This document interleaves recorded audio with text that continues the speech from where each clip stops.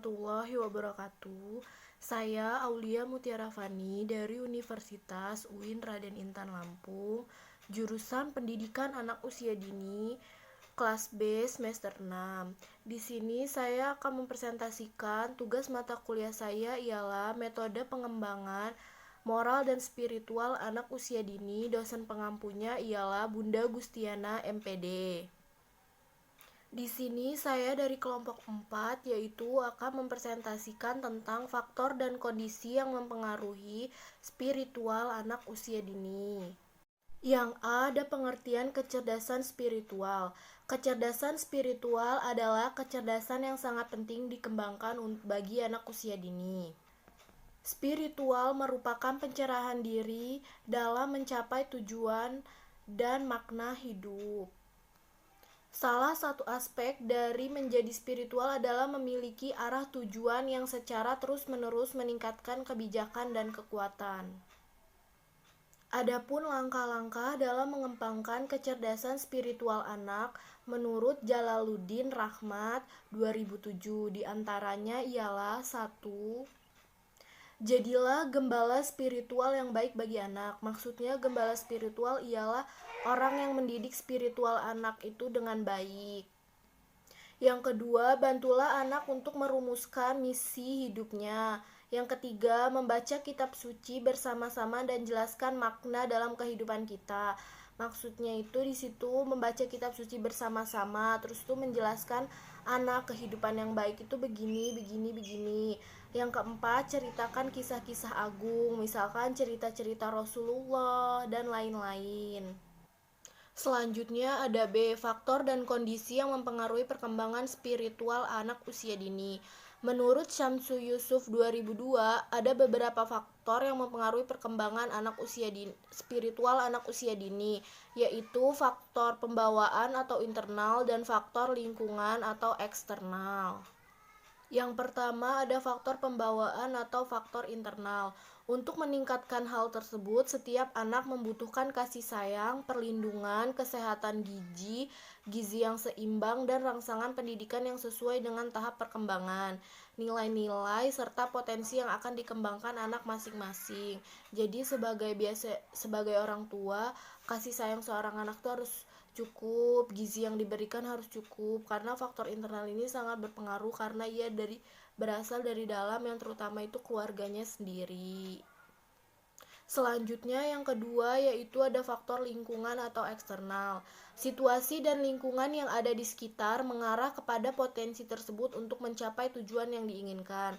Faktor lingkungan terbagi menjadi 3, yaitu lingkungan keluarga, lingkungan sekolah, dan lingkungan masyarakat. Adapun lingkungan yang dimaksud ialah yang pertama tadi lingkungan keluarga. Keluarga merupakan lingkungan pertama dan utama bagi setiap anak. Tentunya dalam hal ini orang tua menjadi orang yang paling bertanggung jawab dalam mengembangkan kecerdasan spiritual pada anak. Mulai dari keluarga dapat diterapkan pendidikan berupakan dorongan, penguatan, penghargaan, dan sanksi sosial yang perlu dikembangkan sejak anak usia dini, agar mengembangkan cipta rasa dan karsa pada diri anak. Selanjutnya yang kedua ada lingkungan sekolah. Lingkungan sekolah merupakan lingkungan kedua bagi anak setelah keluarga. Tentunya segala sesuatu yang ada di sekolah akan menjadi model bagi anak untuk ditiru.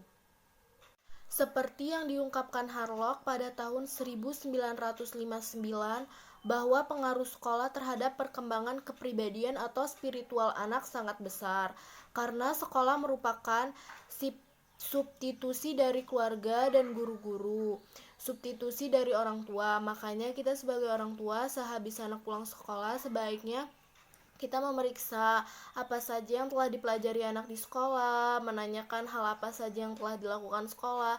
Ketika kelakuan ia tersebut tidak bagus, maka kita akan menasihatinya bahwa perlakuan tersebut tidak bagus, agar perkembangan anak, spiritual anak terus bagus. Selanjutnya ada lingkungan masyarakat. Selain faktor keluarga dan sekolah, lingkungan masyarakat juga turut mempengaruhi perkembangan kecerdasan beragama pada anak. Lingkungan masyarakat yang dimaksud ialah lingkungan rumah sekitar anak sebagai tempat bermain.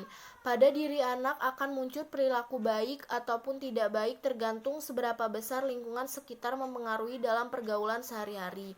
Jika perilaku itu tidak baik, maka kita sebagai orang tua harus menegur dan harus menasehati jika anak melakukan kesalahan yang didapat dari lingkungan bermainnya.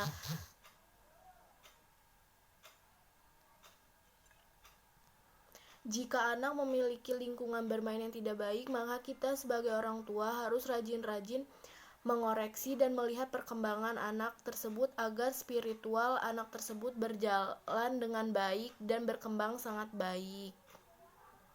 Selanjutnya ada faktor yang dapat memberikan pengaruh terhadap perkembangan spiritual anak. Yang pertama ialah kurangnya tentram jiwa agama pada setiap anak pada suatu lingkungan.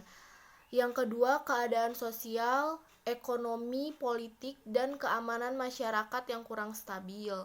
Yang ketiga, banyaknya tulisan dan bergambar yang tidak mengindahkan ajaran agama dan dasar spiritual. Maksudnya di situ di lingkungannya terdapat coret-coretan yang tidak pantas buat anak tersebut. Nah, yang keempat itu tidak terlaksananya pendidikan agama dan budi pekerti yang baik. Yang kelima, kurangnya kesadaran orang tua akan urgensi pendidikan agama budi pekerti bagi anak. Yang keenam, banyak orang yang mengabaikan untuk berbuat baik. Makanya kita sebagai orang tua harus mengajarkan anak untuk saling berbuat baik. Contohnya kayak tolong menolong kalau temannya lagi susah. Nah, selanjutnya ada suasana rumah yang kurang baik. Sebaiknya kita sebagai orang tua tidak seharusnya jika berantem di depan anak tersebut sehingga tidak mengganggu pengembangan spiritual anak. Yang ketujuh ada kurang adanya bimbingan untuk mengisi waktu luang bagi anak. Kita sebagai orang tua seharusnya jangan terlalu sibuk sehingga kita mengabaikan waktu untuk mengisi bimbingan spiritual anak. Selanjutnya, kurangnya tempat pemberian layanan bimbingan serta tenaga layanan bimbingan anak. Nah, jika di suatu lingkungan kekurangan tenaga pendidikan, layanan untuk mengembangkan spiritual anak, maka orang tualah yang menyempatkan waktu untuk mendidik anaknya tersebut. Sekian presentasi dari saya akhiri. Bila ada kesalahan, saya mohon maaf. Bila ada kesalahan, saya mohon maaf. Saya akhiri. Wassalamualaikum warahmatullahi wabarakatuh.